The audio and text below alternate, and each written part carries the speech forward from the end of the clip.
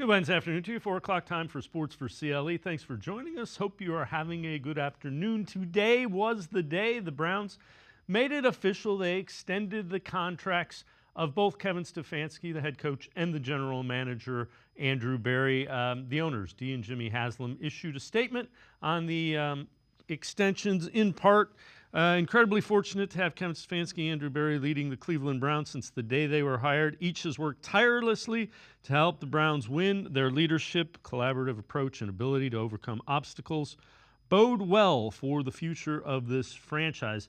Details as to the exact years on the extension have not come out yet. Kevin Stefanski talked today, and while the extensions weren't a surprise, Stefanski talked about continuing to reach higher.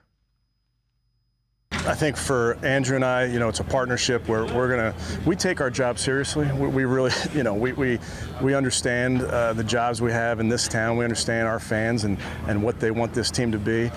So we're just going to focus on working, every waking minute to get this thing where we want it. But I just come back to this is for the organization to trust Andrew and I speaks to what we've been able to do, but we have plenty of work to do. Fortunately for us, we got some great people in this building, coaches, players, staff, so we'll just continue to work. Does that stability, Kevin, change the trajectory of your plans, or do you just go on as if you're nothing changes for us. We walk in this building when you're talking about Andrew and myself, and I think every coach, every player, you walk in here and you have a job to do, and we focus on that job. With that, let's welcome in Jeff Lloyd from the Locked On Browns podcast. Jeff, not a surprise, and I'm curious as to the length. We haven't heard the length of the extensions yet. I'm sure we'll find that out in the next few days. Yeah, well, when you get to something like this, it's usually a tug of war. Obviously, the team itself probably has a number in mind. And then, of course, as, the representatives for Andrew Berry and Kevin Stefanski. So whatever their number is, if you want to say hypothetically the number's 2, then you have Berry and Stefanski's representation saying, well, we want 4. Then you kind of get in that middle, tug of war where maybe you kind of meet in the middle at 3. Of course, if Jimmy, was aggressive enough to try to, meet his number year-wise, extension-wise, Jimmy, we certainly know after the Deshaun Watson contract that he is certainly not, willing to gamble monetarily. So if it costs more monetarily to maybe get the number closer to, what the length of the deals would be where he would be more comfortable, certainly a possibility. But I think the most important thing is that it's just done. It's over, because we were getting to the point, we're not going to see much more of anybody really until late July. So if it wasn't going to get done while everybody was basically in town, the question is, when was it going to get done? You pound out both. You announce that both have been extended, at the same time. It is truly a partnership, basically a marriage between Andrew and Kevin. Both came here in 2020. When it first happened, we were all excited. And then all of a sudden, the world became a much different place a few short months later after both guys had gotten their job. But, what they did that first year, certainly, went through some obstacles in 21 and certainly 22, and then basically righted it all and had to make a major move in 23 to find a quarterback to come in and replace the franchise quarterback who was out for the season.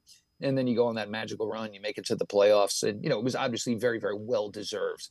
The Cleveland Browns are no longer the punchline of the NFL, and it took a lot of work to get them to that point. And Andrew Berry and Kevin Stefanski deserve a lot of credit for that.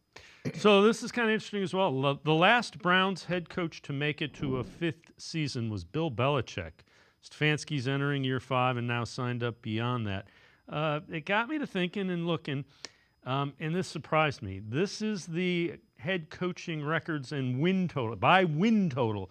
So Paul Brown coached in 214 games, has 158 wins. That's most in franchise history. Blanton Collier, who won the last championship with basically Paul Brown's team, 112 games, 76 wins. Then it's Sam Rutigliano with 47 wins in 97 games. Marty Schottenheimer, 44 wins in 71 games. Kevin Stefanski's 5th. He has won 37 wins in 67 games. So his record 37-30. Could probably expectation. I would expect he's going to get 10 or 11 wins. So he's going to be if that happens, and again, you can never assume that, he would be the 3rd winningest coach in franchise history behind Paul Brown and Blanton Collier. That's amazing. That's amazing. And to think, and he's going to, at that point, he would actually have 13 games coached less than Rutigliano as well. So certainly, a testament to what these guys have done. But, I said it from the very beginning. I mean, if you closed your eyes and you listened to Kevin Stefanski speak and Andrew Berry speak, you didn't necessarily know if it was one of them speaking or the other. Everything was so uniformed. And, for anybody, all you fans obviously been around here forever, it was always, whoever was at the podium, it sounded like they'd never spoken to the guy who took the podium next before a day in their life. But every time you would hear either Kevin speak or Andrew speak, accountability, drafting, bringing in the right type of guys, personality on the field, off the field. And it was such a uniformed approach from both these guys of what they were looking for and what they wanted to represent this franchise. And that's not changed. These guys still sound exactly the same they did when they first got here in 2020. They've never wavered, their approach, what they feel is the right way to do things as far as player acquisition. They have pretty much stayed that course. And by staying who they are and true to themselves, the benefits have come. And, you're not going to start flipping from the hip here, trying to do different things, because after 4 years, you can look at it and say, our approach works, our beliefs work. And that is probably the most important thing that has been, key to the success that they have had in turning this franchise around. And it gives them some stability, which is something that they haven't had. I mean, the GM shuffle that we went through with the head coaching shuffle. So there is stability and that allows you to have a system. It allows you to understand what players work in your system. So it's all good stuff. This is from CBS Sports, and I found this one really interesting. AFC sleeper rookies who could earn key roles in 2024. For the Browns, they go Nathaniel Watson, the linebacker. Stat to know, he missed 24 tackles on 2,420 career collegiate snaps. That's a missed tackle every 100 snaps. And he was the leading tackler in the SEC last year. This is a sizable inside linebacker by today's standards.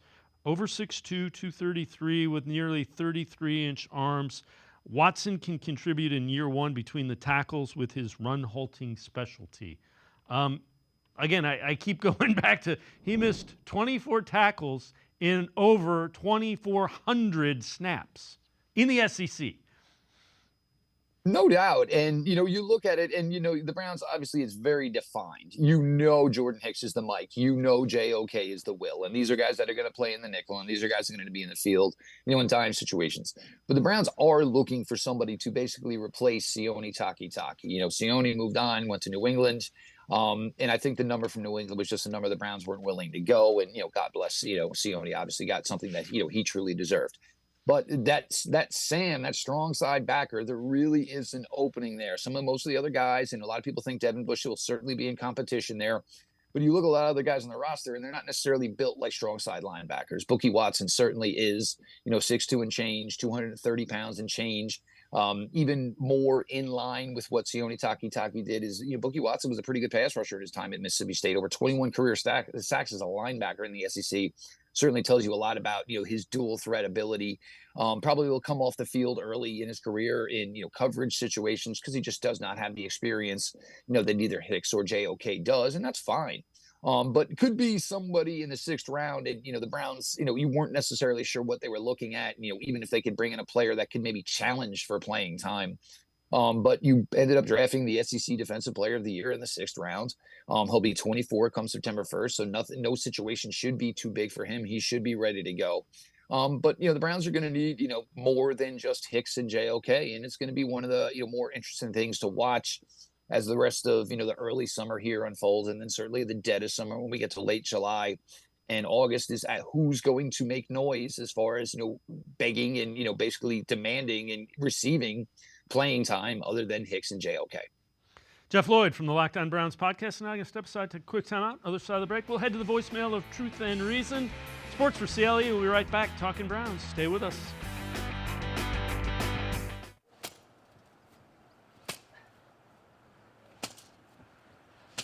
Moneymaker from the Ohio Lottery has no interest in beating around the bush. Money Maker. You play the game, you could win money. Up to $2 million. With more than $88 million in prizes from $50 to $500. Moneymaker cuts right to the cash. Unlike this guy.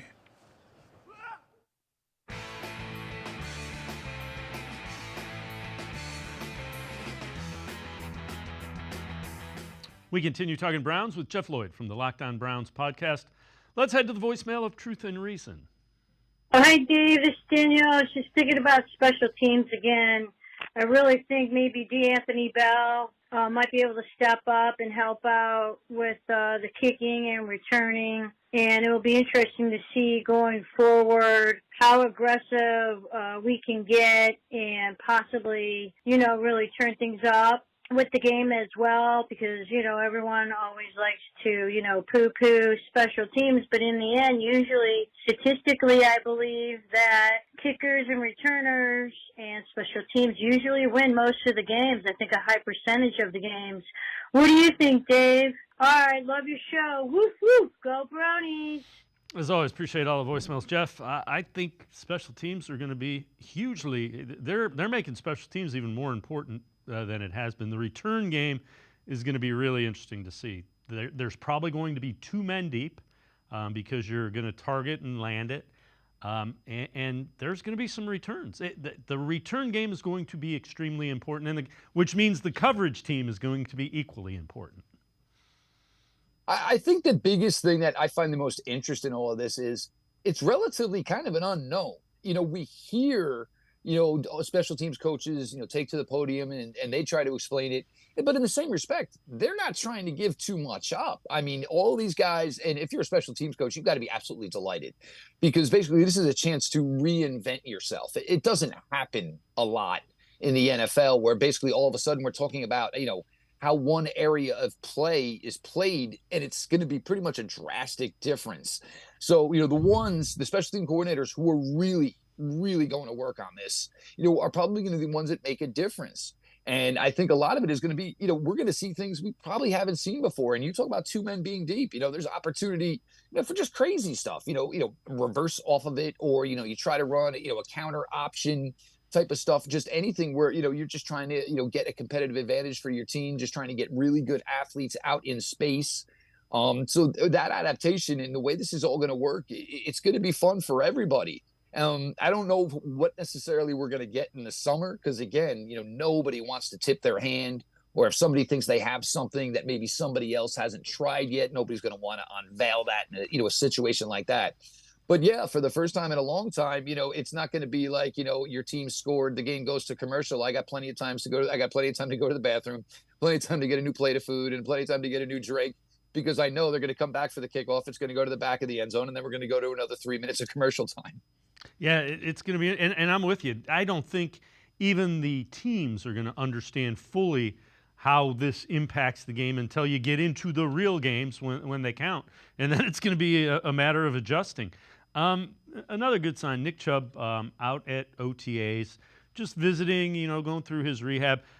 He talked about his recovery today. I'm getting better every day, taking it day by day, getting better. Just right now, trying to get stronger. Are you satisfied where you're at right now? I like where I'm at. I'm where I need to be. I would say that. The biggest thing for me is just getting better every day. Does going through that experience when you were at Georgia help you on this path? I would say it does help, just knowing how to attack it mentally and knowing, I might not be at a certain point where through the rehab process that I want to be, but I know, just taking it day by day, and the weeks add up and the months add up, and eventually I'll get to where I want to be. And it was kind of interesting. I'm sure you heard it as well, Jeff. People kept trying to get him to put a timeline on it, and he would have none of that, and nor should he. But he's making progress. Well, the thing is, it's got to be a collective decision as to when he returns. The Browns have to feel that it is in their best interest. It's also in Nick's best interest. It is a 17-game season. The Browns do have a benefit of that basically mid-season bye week. So, there's a lot of factors that go into this. And, the thing is going to be, is he ready to go, or is he ready to be whatever percentage of Nick Chubb he can be? Do you need to bring him back if he's only 75%? No. Ideally, you'd want to be closer to 85%. You want to be closer to 90%. And those percentages, 85%, 90% of Nick Chubb are certainly as good, if not better than a lot of running backs within this league.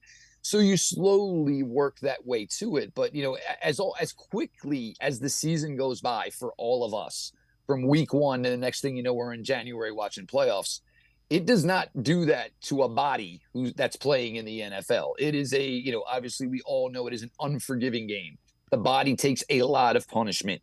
And Nick Chubb, the possibility of Nick Chubb being available for this team in December and January certainly outweighs what Nick Chubb would be able to do for this team in September. So that's the thing you got to think about.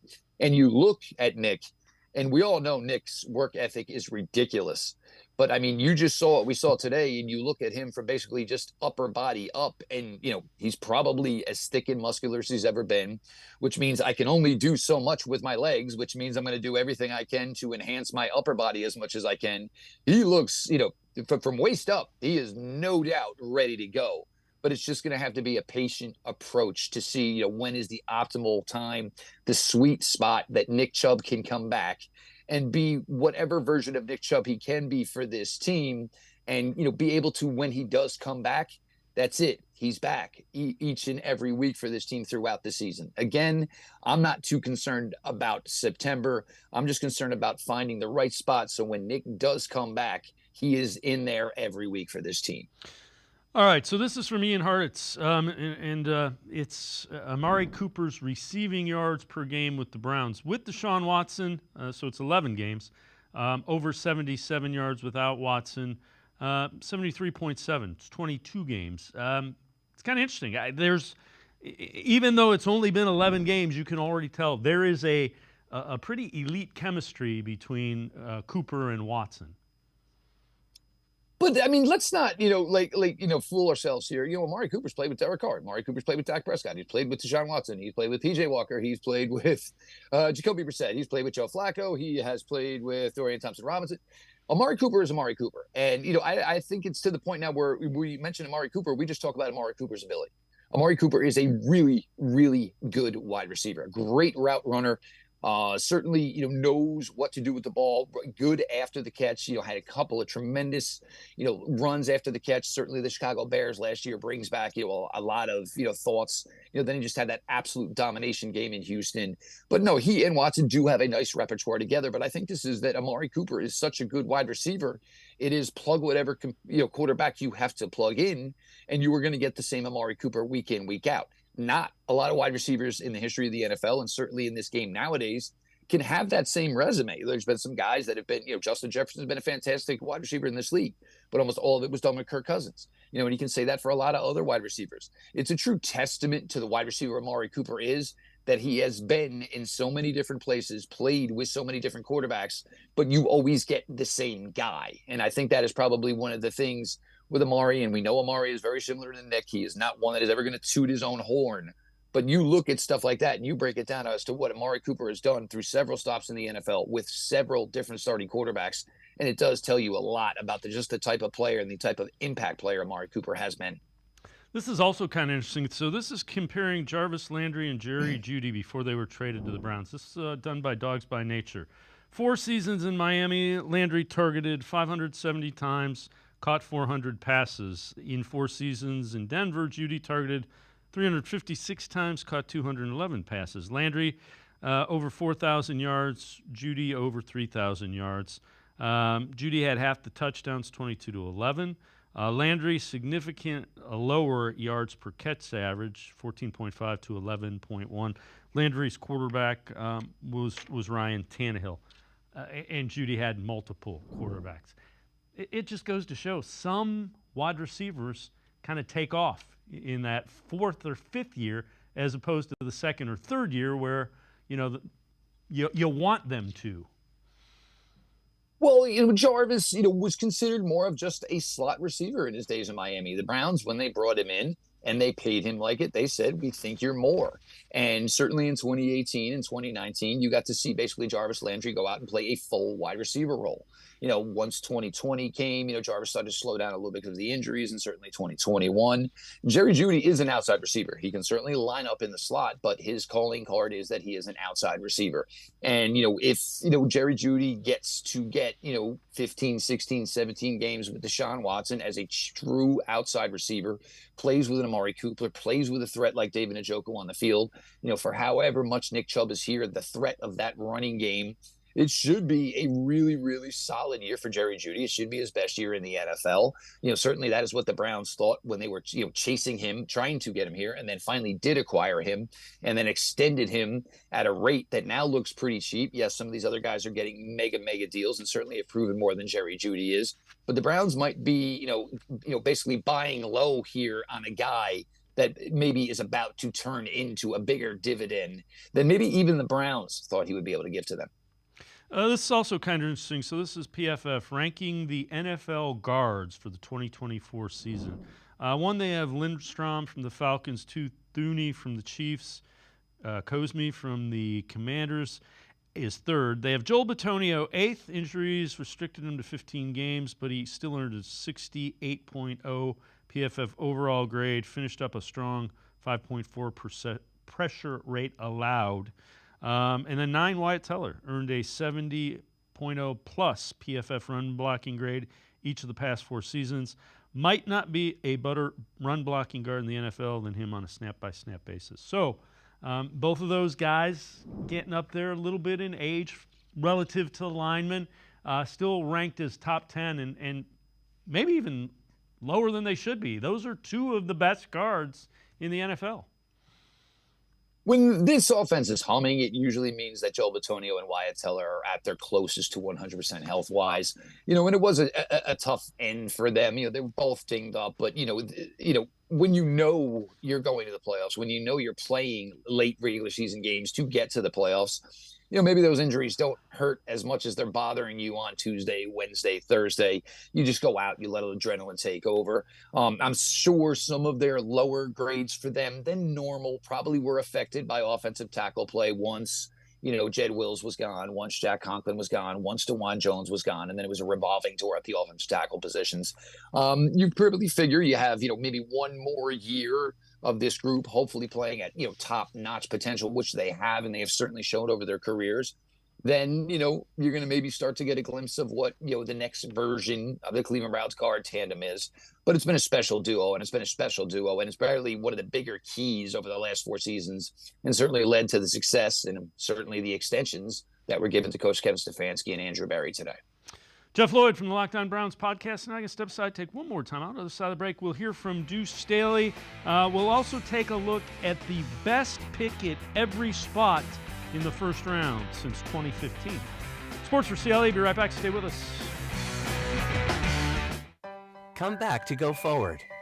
Back to learning new things. Back to pursuing your dreams. Tri-C has flexible learning options to fit your life. And every year, more than 1,000 local companies provide Tri-C students with real-world learning. The right education can boost your lifetime earning power by hundreds of thousands of dollars.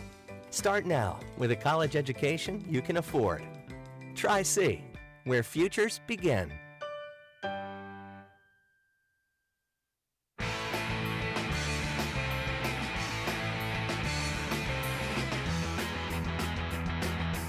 We continue talking Browns with Jeff Lloyd from the Locked On Browns podcast. New running backs coach Deuce Staley met with the media today. He talks about having a voice in installing the new offense that the Browns are installing under Ken Dorsey, the offensive coordinator. Also sounds like this is going to include some shotgun runs. It starts with Kevin. Kevin got all of us involved. When you look around the league over so many years, you have the coordinator, you have the head coach, and that's where it starts and stops. But Kevin is giving us all a part of that coordinator side. Ken is the guy, of course. Ken is running his offense, but we're all involved with the plays. We're all involved in game planning. So I salute Kevin with that. Deuce, we're kind of led to believe we're going to see a lot of shotgun offense this year. How does that affect the running game? Well, man, it's been around for a while now. You know, of course, back when I played, a lot of things were under center, and you couldn't do the RPOs like you wanted to. When the RPOs came into this game, then it was a lot of shotgun. So you got to be able to run your offense no matter if it's trap, no matter if it's zone, no matter what it is. You got to be able to do everything out of gun just like you do most of it from under center. So shotgun has been a part of the game for a long time. We're just going to take it and do it and use it ourselves. So, Jeff, it's kind of interesting. Without saying it, he said, yeah, we're going to run out of shotgun, which isn't a surprise. Well, I mean, look, Dave, I know you go out Friday nights, you see a lot of high school football and you work that, and you watch a lot of college football on Saturday. This is what the game is coming to, and honestly, it's probably been there now for a while. It's just the way the game is played. So the other thing is, now you're getting guys coming into the league, and what are you going to do? Take a kid who's never really played under center, or an offense, guys that have played in an offense that was never really truly run under center that much at all. And all of a sudden you're going to ask these guys to basically just learn something new at this level. It would, kind of be a mistake to draft guys if they did not have, that familiarity. You've got to adapt to what you got. And certainly, for Deshaun, that is certainly what he came through with Clemson. Jerome Ford, some of his biggest runs last season were out of the shotgun. So this is what the younger guys coming into the league are used to. So as opposed to taking, 7, 8 guys and trying to teach them something they don't know, you're the coaches. You have the extra time to learn all this stuff and, adapt and da. So it makes it easier, obviously, for you to adapt to them than it is for them to adapt to you.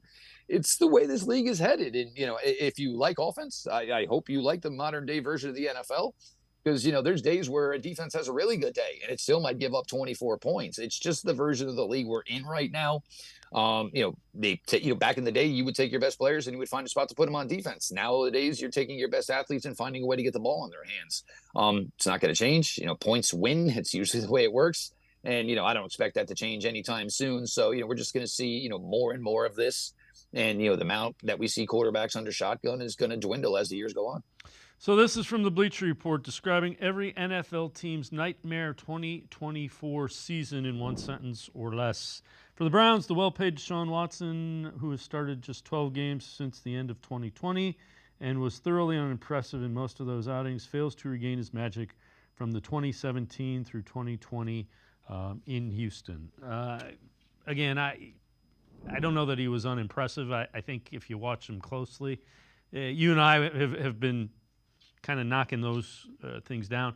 But yeah, they're designing an off. I think this is the first time. Here's where I would go with this. I think this is the first time they're making a concerted effort to play to what Deshaun Watson does well.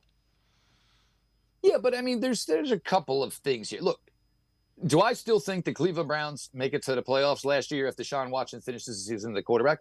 I do. But again, if we didn't see it, we can't necessarily give him credit for it. But also saying, you need him to return to the 2017-2020 form that he was with the Houston Texans. He was a one-man band. He was the only thing that team had going during those days. Yes, J.J. Watt was great, but we're also talking the latter end of J.J. Watt's time in Houston. For Deshaun, it doesn't have to be the guy he was in his final season in Houston. He does not have to be that quarterback. As long as he can limit the interceptions and just play within the offense, and he doesn't have to play at an elite level. If he plays at a high level, that will be more than enough for this team to repeat and make another trip to the playoffs. I think everybody wants to put this elite bar in, where he's got to perform like a Mahomes did. I don't think that's the case. This roster is very well constructed. You are deep at basically every positional group. We probably know 48, 49, 50 guys already who are going to make this final 53, unless something happens, injuries whatsoever, obviously. But it doesn't have to be elite Deshaun Watson.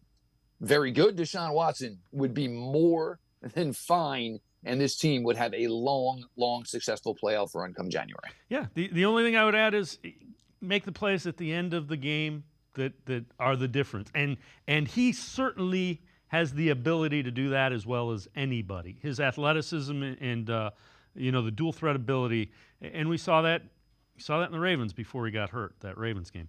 All right, before I let you go, this is interesting. PFF, The best pick at every spot since 2015, so they're going back 1 decade. First overall pick, the best one since 2015, they go Myles Garrett, 2017. The debate came down to Myles Garrett and Joe Burrow. Burrow could have the edge as a successful quarterback, but Garrett is working on 5 straight years of elite PFF grades, with his best yet coming in 2023 alongside a historically high pass rush win rate. Pick number 29, they go with David Njoku, 2017. The rest of the pool included players such as Isaiah Wilson, Taven Bryant, and Robert Ndike. Njoku earned receiving grade above 70 in each of his last 3 seasons, recorded career highs in yards and touchdowns in 2023. And if you remember, they traded back in to draft Njoku to the bottom of that first round. So, again, that was a good move, 2017. Same draft. Njoku and Myles Garrett were the same draft, 2017. Well, Myles, look, I mean, it's a Hall of Fame career. That is where Myles Garrett is headed. There is no mistake about it. He will go down, probably as the defensive end version to Joe Thomas for the Cleveland Browns. That's just who Myles has been. And the other thing is everything else that Myles does, standing within the city and the community and everything Myles does, it's a slam dunk number 1 pick. You want this guy to come in and be a star player. You want him to be a face of the franchise, a face of the city, a face of the community. All has been done. Now, the funniest thing is this, if you went back to when this Barry Stefanski regime started in 2020, one of the first moves they made as soon as free agency opened was they signed Austin Hooper. They weren't necessarily sure where they were at with David Njoku. As 2020 went on, they started to realize that the guy that was already in town was the guy. They weren't necessarily sure. And now David, and to his credit, David has worked so much harder at becoming a better blocker, a better overall tight end, somebody that doesn't necessarily have to leave the field.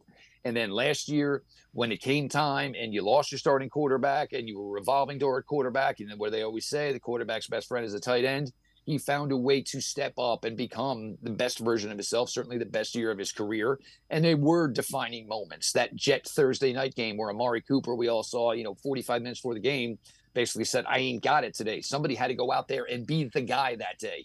And David Njoku went out there, embraced it. And we're not even talking about what he went through with the personal injury, the burn, and how he even found a way from whatever happened Friday night in his backyard to actually suit up and play in a football game that Sunday. David Njoku's really become another pillar of this franchise. Great personality. People, the community, they ask, they call, David and he will show up for anything. The Browns have really put together a roster of not only great players, but just great human beings, which, it makes the product a lot easier to cover. When you have guys that are homegrown and have been so community-based, it's really refreshing to get to cover players like David Njoku and most certainly Myles Garrett. Jeff Lloyd, as always, great stuff. Appreciate the time and the insight. Thanks very much, Jeff. All the best, Dave. Everybody enjoy yourselves. Summer's coming. Let's enjoy a little bit of it, but football will be here soon. Sounds good. Jeff Lloyd, make sure you check him out. Always really good stuff, the Locked On Browns podcast. We're going to step aside. We continue talking Browns. Jacob Roach, straight ahead. Sports4CLE. We'll be right back. Stay with us. Come back to go forward. Back to learning new things. Back to pursuing your dreams. Tri-C has flexible learning options to fit your life. And every year, more than 1,000 local companies provide Tri-C students with real-world learning. The right education can boost your lifetime earning power by hundreds of thousands of dollars. Start now with a college education you can afford. Tri-C, where futures begin.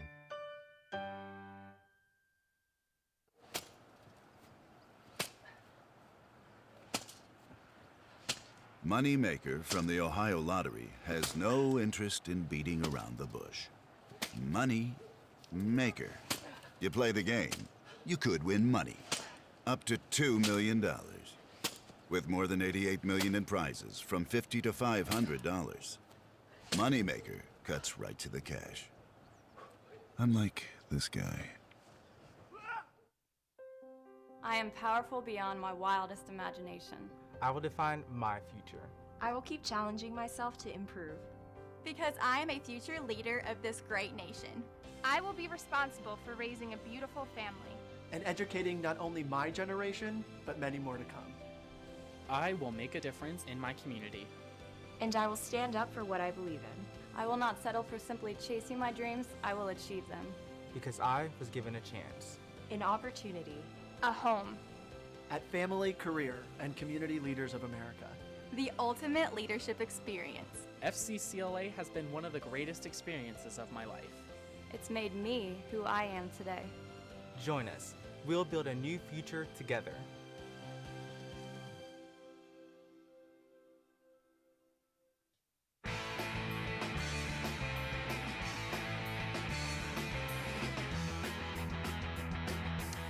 We continue talking Browns on Sports4CLE. Kevin Stefanski and Andrew Berry finally getting the contract extensions together that we expected them to. Kevin Stefanski spoke today why he and Andrew Berry work so well together and what keeps them pushing each other. I mean, we have work to do until you've got that final one checked off. You haven't done it, and that's for us. As you know, there's one goal for every football team, every franchise, and that's where we will keep our sights. Obviously, in between, you try to win some ball games and do right by the community and those type of things. But we and all 32 clubs, we have one thing in mind. Kevin, it's been really difficult for your predecessors and Andrew's predecessor to get on the same page and to put a program together. Why have you and Andrew been able to work so well together, not only work well together, but produce results from that work? Yeah, obviously work every single day with Andrew. I wish he was smarter. Just wasn't blessed with the intelligence, unfortunately. But no, honestly, we work every day. We push each other. I don't know. To speak to the past, I don't know that we care, anybody cares, but we just kind of focus on the work. Let's welcome in Jacob Roach from BrownsWire.com and the Barking Browns podcast. Jacob, Kevin Stefanski having a little bit of fun. It's nice to have a head coach and a GM that work well together. Let's start there. Yeah. Yeah, for sure. And you talked about him kind of having some fun there. I've really felt like over this last year, you've kind of seen him kind of evolve as a coach and kind of let loose a little bit and open up and kind of find some of those humor spots. But like, I have never seen a tandem, especially in Cleveland, that just seemed to be so in sync, because anytime you talk to Andrew Berry about what they've got going on roster wise or what they've got going on, on the coaching side and vice versa with Stefanski, it always seems to be the same. They don't want to give you any information and they just want to credit doing the work. Like, you've never seen a pair that have been focused so strictly on just being like, hey, listen, we put our heads down, we work again, and then we work some more, and that's how it works. And somehow that has finally came to Cleveland, and the thing that we've been waiting for a long time is here. So earlier in the show, we showed a list of the Browns' head coaching wins, and Kevin Stefanski is currently fifth. If he wins 10 games, he ties for third. I believe it's Sam Rutigliano. I'm drawing a blank from earlier in the show. If he wins 11, he passes him into third place. Take a look at some of the things Andrew Berry has done relative to this. This is Brent Sobolewski with this tweet. Browns roster includes highest guaranteed money at quarterback, highest paid cornerback in total value, top 5 highest paid defender, 1 of 5 $100 million wide receivers, top 5 tight ends in total value, 2 offensive guards in the top 12 annually, and still they are not bottom 10 in available cap space. So that not only is great work by Andrew Berry, but you better give credit to the guy signing the checks, Jimmy Haslam, for being willing to spend that kind of money that allows Andrew Berry to do the gymnastics that he's able to do with the cap. Yeah, that's where it all starts. Like, if you don't have the dude that's willing to actually pay those paychecks, then you have no chance of doing it the way that Andrew Berry does it. My friend Jack Deffin over at the OBR talks about it all the time.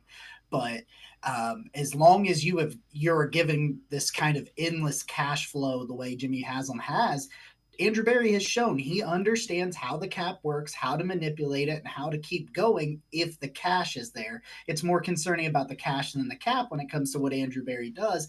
And what Brent highlighted there, it's perfect. I mean, have been told since they've signed Deshaun Watson that this is the worst contract we've ever seen. And I know he hasn't lived up to it or anything like that, but we were told this is the worst contract we've ever seen. And they have no shot because they have to pay this. And yet, again, here we are, 3 years in, the cap hits over $60 million for him right now. And yet they have cap space, one of the best rosters in football. They're coming off a year where Watson only played 6 games and they still won 11 games. Like, what Andrew Berry has done has been nothing short of remarkable in his just management of the cap and his management of the roster. And you can't say enough about the way Jimmy Haslam has given him the freedom to do what he has done. All right, so this is from Total Pro Sports. All 32 teams' most underrated move of the offseason. The Browns trading for Jerry Jeudy. Jeudy was stuck with awful quarterback play most of his tenure in Denver, but he should finally go off and emerge as a consistent 1,000-yard receiver with his new team.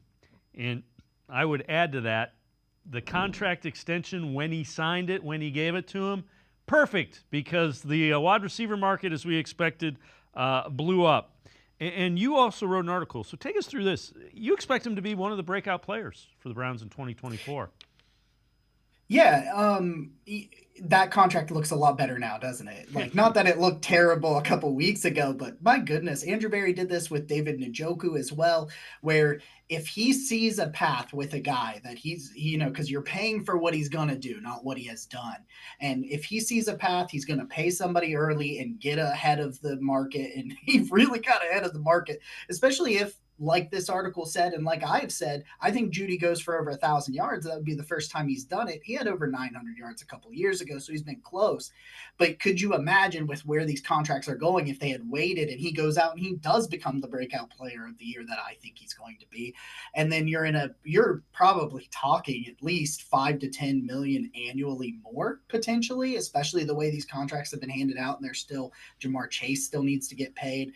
But with Jerry Jeudy, they brought in somebody they just really didn't have at the wide receiver position. And that's somebody that can really create yards after the catch and that can be creative and explosive and dynamic with the ball in their hands in the open field. You've gotten some of that from David Njoku, so they do have that in a sense. They have it in a tight end.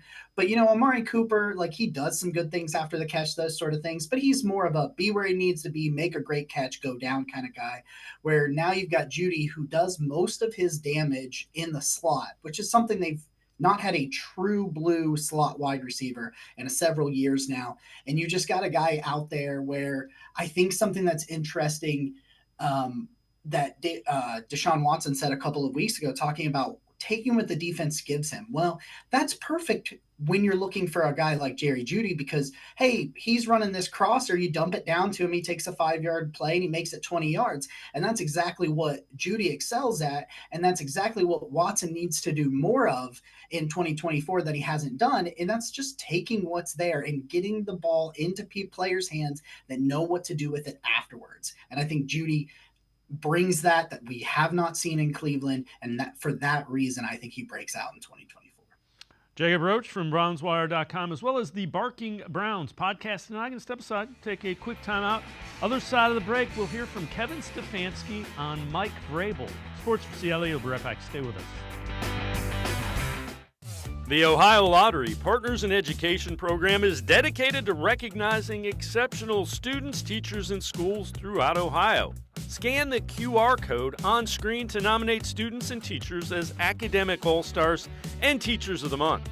They must be currently enrolled or teach in grades K through 12. Is your K through 12 school developing students' literacy skills to achieve success in reading? If so, you can nominate your school for the School of the Year. Students can win $100, teachers can win $500, and schools can win $2,500. Scan the QR code, fill out the forms, and nominate deserving students, teachers, and schools today. The Ohio Lottery Partners in Education program takes pride in honoring exceptional students, teachers, and schools across Ohio. Submit your nomination today. It's fun, fast, and free.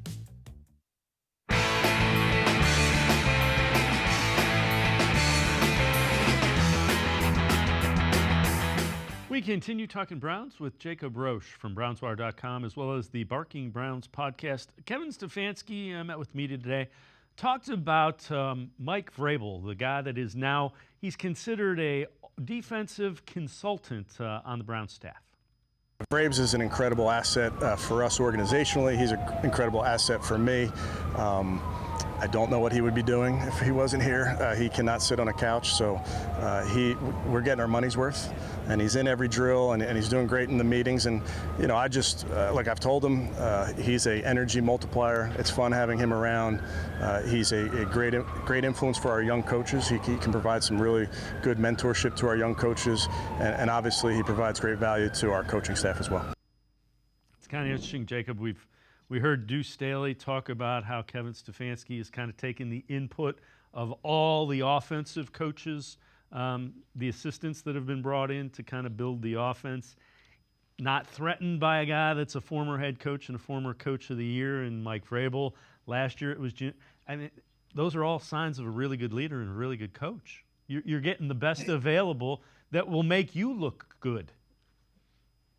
Right, and it's just such a change, man. Like I don't even know what to think about it when I think of some of these things. Like I was talking with my co-host Casey Kinnaman about it the other day, and he was, pointed out like Vrabel had a choice. Like this is a very coveted, very well respected coach. He's been very successful, and to get him to wherever he's going next, because he'll be a head coach again somewhere. We don't know. It's just not this year. He thought, you know what? I'll go to Cleveland. Like, that's the springboard I'm going to do. He's not coming into Cleveland to take over as the head coach after Kevin Stefanski got fired. That was never going to happen. And now we've seen it's really not going to happen now after the extension today. But he even kind of showed you that this shift, this culture shift, it's there because, hey, I'm trying to get another job. I'm trying to get another head coaching job. And I think if I go here with the Browns, that's going to help me and I'm going to enjoy it. And now that helps the Browns on so many different levels because of everything he's done. I'll tell you, if they get desperate and injuries hit, they might just have to have him strap it up again, because I think he could go out there and get you 5 or 6 tackles. Like if you I think you could go out there and get that. But like young linebackers, especially like Jeremiah Owusu-Koramoah, who's an ascending player, getting to talk with one of the best linebackers that's ever played this game and ever coached, and just the way the defense is going to potentially evolve this year, it's an underrated move that just doesn't get talked about enough. And again, he had the relationship with Jim Schwartz. Kevin Stefanski knew him, so that it's all really good stuff. Talk about Jim Schwartz. You wrote an article about him. He said expect more change-ups in year 2. And what he's saying is second year, our defense is going to evolve a little bit. Yeah, and some people talked about some of the interesting coverage things on the back end that Tennessee did when Jim Schwartz was down there with Mike Vrabel, and we just never really saw that be brought to Cleveland last year. And Schwartz talked about we were just focused on the fastball, and our fastball is good, and their fastball is really good. Playing man coverage, playing aggressive pass rushers, and just really getting after the quarterback. And probably 70% of the league is not going to be able to hit that fastball. And he kind of talked about that. But you saw it against quarterbacks like Matt Stafford, who just understood what the Browns are going to do in the back end. They just weren't confusing quarterbacks when it came to their coverage looks when they were in zone coverage. Their man coverage was great, but some of those back end things. Well, now you get Vrabel to be in the room, and you're like, okay, maybe they really are going to bring over some of those coverages, some of the confusion. You can play man coverage, just make it look like it's cover 3, some of the disguises and things like that Vrabel did a really good job with the Titans. I think those are the change-ups. I think that is what they are bringing here to Cleveland this year, and you're going to see a lot more creativity on the back end. They were very creative up front with the way they brought pressure, the stunts, and putting guys on the inside that like Zadarius Smith and Miles, and just overloading formations and really putting emphasis on players' skill sets and really allowing them to shine up front. I think that will come into play even more in the back end. And I think that's really where you're going to see those change-ups. This one's from the Sporting News. Every team's best offseason move for the Browns, they say signing linebacker Jordan Hicks. Hicks coming off a fine season with the Vikings with his rangy playmaking, both in racking up tackles against the run and staying active in coverage, was a sneaky good tweak to a stout defensive front seven. it's a guy that's had a 5 years straight of 100 tackles or more. So I don't know how sneaky that is, but I loved the signing when they made it. Yeah, that's another player that doesn't get enough kind of talk. I know it's not super sneaky, like you said, your 5 straight 100 tackle seasons, but it's just, it kind of gets lost up because you talk about Jeremiah Owusu-Koramoah especially, but like, I think he's an upgrade over Anthony Walker and Sione Takitaki. Not that neither one of those players are bad players, because I don't think so, but like, you've got a player that is a little bit better of an athlete than Walker, and not quite the injury history. And when you talk about him playing with JOK, that's really, I've said this on our show before, that the other linebackers around him are almost on cleanup duty because he's such a freak athlete, and the way he gets into the backfield and blows things up. Sometimes the play that JOK makes is forcing a running back to hesitate and somebody else tackles him. And I think Jordan Hicks is going to be perfect for that role. I mean, he has been around plenty of production, plenty of systems, coming from Minnesota. I think that's a really good pick for kind of a sneaky offseason move, because it just gets lost in all the other more sexy, flashy things they've done this offseason. And when you can get a tackling machine to go with Jeremiah Owusu-Koramoah, that's a heck of a move. Yeah, the other thing is, it's a guy that Jim Schwartz has coached. And I say that more, he understands his skill set already at a pretty high level. And I'm not even getting into, well, he understands Jim Schwartz's system. Jim Schwartz understands how to use him and what he does really well. Yeah, and that's what matters with a lot of these players. I mean, that's what we talked about when Schwartz first came over. We talked about him playing to his players' strengths and not the other way around, which is kind of what it felt like Joe Woods was doing, was kind of, forcing his players into the system. And I think Jim Schwartz has kind of molded some of his system around the personnel that he's got in front of him. And he did that with the front seven last year. He did that with the man covered corners last year. And now he's getting a piece that he doesn't, like you said, he doesn't need to learn his skill set. He knows exactly what role he's going to have for Jordan Hicks, and that's going to help him hit the ground running. Jacob Roach and I are going to step aside, take one more time out. On the other side of the break, we'll hear more from Kevin Stefanski. Sports4CLE. We'll be right back. Stay with us.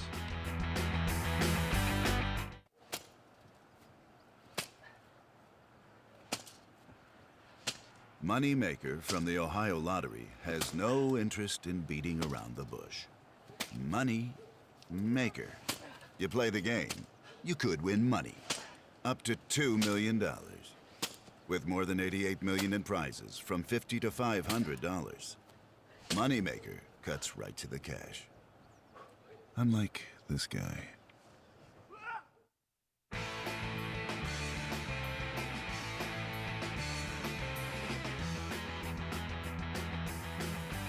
We continue talking Browns with Jacob Roach from Browns Wire, as well as the Barking Browns podcast.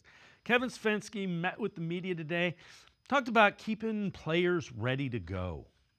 I think it's one of our jobs as coaches is to reach our players, and that can come in a variety of ways. And we talk even when you're teaching and you're learning, there are different ways to do that. There's different settings for a guy to learn. So we spend a lot of time as coaches trying to find ways to reach our guys. Not everybody learns the same way. Not everybody thinks exactly like you do. So we work really, really hard to meet our guys where they are.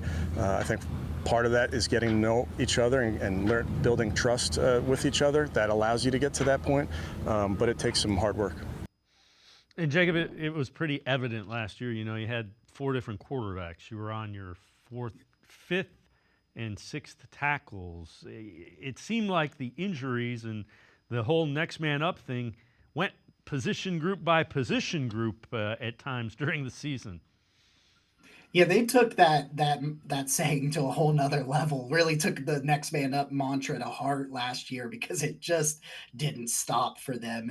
And you kind of talk about the culture in the locker room, and I think the closeness of the players, and it all starts by going to the Greenbrier. I mean, they're going to do it again this year. It tells you that they're aware, like something like getting a very tight knit group that likes to play with each other and has each other's backs. Like, I think that's what they've got there. And, they're bringing in even more pieces this year, and having them all come together and have each other's back on a whole nother level the way they did. They believed in each other, rather you were the first tackle or the sixth tackle. They were like, hey, you're going to go out there, you're going to do your job. And the way they kind of brought that stuff together and the belief in each other, I think is really how they got to the level that they did last year.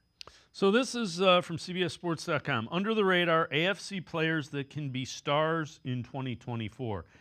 For the Browns, they go way under the radar. Running back Aiden Robbins. Naturally, we're reaching here a bit as it's unclear if Robbins will make the 53-man roster. But the Browns' backfield is still a major question mark entering the year. BYU product, big-bodied, 6'2", 237. Could be what Kevin Stefanski is looking for to eat up carries while Nick Chubb is on the mend. It'll be interesting to see. Yeah, that's definitely not where I thought they would go, just because he's going to have to battle some really hard, and they're going to need Nick Chubb to potentially start on the pup. But one really interesting thing that I was thinking about the other day is, could they put him at fullback? Could he play a little bit of fullback at 237, 240 pounds? Like, could they bring in a guy that he plays running back, he can catch the ball, he can be that guy, and he can eat some carries? But could he come and make the roster as a fullback who occasionally lines up in the backfield and gives you some of them short yardage things? I mean, they've got Dante Foreman for that. Like, he's a short yardage power bruiser back, but Aiden Robinson, Aiden Robbins, there we go. He has a body type that they do not have. They do not have a 240-pound player anywhere else on the roster that's a running back. So I think he's very unique, and that could lead him to making the roster. And if he makes the roster, I think some creative fullback things and short yardage things, yeah, sure, he'd make an impact. All right, before I let you go, you wrote an article ranking the starting and backup quarterbacks in the AFC North. So here's how you laid it out. You had Lamar Jackson 1, Joe Burrow 2. Deshaun Watson 3, Russell Wilson of the Steelers 4, Winston 5, Browning from the Bengals 6, Justin Fields from the Steelers 7, and Josh Johnson from the Ravens 8. So take us through that and just kind of how you arrived at it. Yeah, with Lamar, like, I know the debate between Lamar Jackson and Joe Burrow is very close, but in the end, Lamar's got 2 MVPs, and Joe Burrow's ended 2 of his 4 seasons on season-ending IR. So that's where I think Burrow's a better passer. He throws with such anticipation, and he just throws guys open. It's just ridiculous the way he throws the ball. But I think Lamar's come a long way as a thrower. He's really grown in Baltimore, and the dude, you just can't. I remember Jadeveon Clowney throwing the shoe in that primetime game because they just chased Lamar around all night and they just couldn't bring him to the ground. And like, that's number one to me, man. Like, that's a very unique thing that he can do. And so I put him at the top of the list. With Watson, he's right there. Him and Russell Wilson are dudes that a couple of years ago were really, really good. And the last couple of times we've seen them, they just haven't been. But I can easily see this division having 4 really freaking good quarterbacks if those 2 are able to recapture it. And we saw a little bit of that from Russell Wilson. We saw a little bit of that from Deshaun Watson last year. So we'll see in a better situation for Russ, I think, this year, because I don't think Sean Payton ever wanted to coach him, but that's neither here nor there. But behind it, I think Jameis is probably the best backup in the league, because or not necessarily the league, but the division, because who else is thrown for 5,000 yards and 30 touchdowns? That's a backup quarterback in this division. I'm aware of the 30 interceptions, but we're not going to talk about that. But I love what Jake Browning did last year in Cincinnati, because he's the ultimate take what they give you and limit silly mistakes. And that's what Browning did last year. They go 4-3 with him as a starter. I think he showed, if, with the weapons he has in Cincinnati, he can be really good. Justin Fields definitely, I think, in the backup realm has the highest ceiling for the backup quarterbacks in the division, because talking about raw physical tools and what he can do, he's the most physically gifted backup quarterback in the division. And then you just got Josh Johnson, a dude that's played for 3 he's played for everybody but Pittsburgh in the AFC North. So he's been around for a really long time, but he's just kind of a tread water guy. If you have to play him, you're not very high on your chances. I'm curious to see Deshaun Watson in this system because it doesn't feel like they've tried to cater an offense around him until this season. Yeah, and I'm interested to see if he takes what the defense gives him to heart. I'm not saying that's all he needs to do. He doesn't need to turn into like a check down Charlie or anything like that. But there are going to be opportunities for guys like David Njoku after the catch, Jerry Jeudy after the catch, where he's not always going to have to go for like a kill shot, big play all the time, which sometimes it felt like he was kind of pressing and trying to get everything back right away. Like if you get the second half of that Baltimore game all year long and he takes the, hey, dump offs when he needs to, he can bounce right back into the top 10 in the NFL. Jacob Roach, as always, appreciate the time and the insight. Great stuff. Thanks very much, Jacob. Thanks for having me, guys. Jacob Roach, make sure you check him out, brownswire.com. He is also the co-host of the Barking Browns podcast. That's going to do it for this edition of Sports for CLE. We'll see you back here tomorrow at 4 o'clock. Have a great night, everybody. See you tomorrow at 4 on Sports for CLE.